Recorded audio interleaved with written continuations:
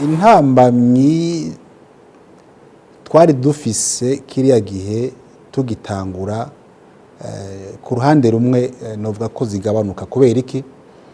ubwa mbere yari ifumbire shasha abarundi batamenyereye byasaba yuko tubigisha kugira ngo abarimyi bayimenyere kigira kabiri abakozi twakoresha bose barabarundi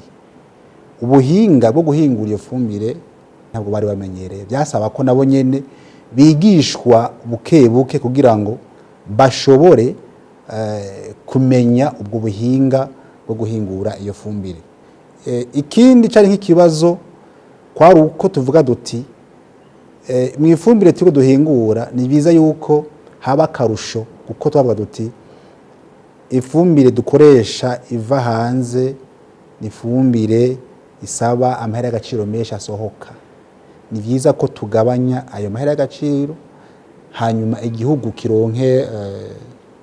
akunguko rero uko twagiye turahingura nyinshi niko na ya mahera yasabwa y'agaciro yo kugura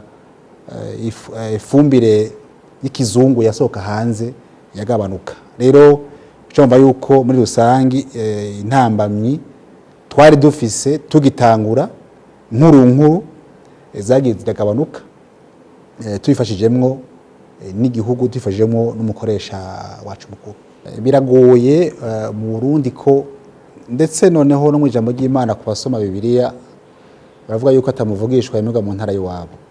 byari bigoye ko abarundi bashobora kuvyakira muri kamere k'abantu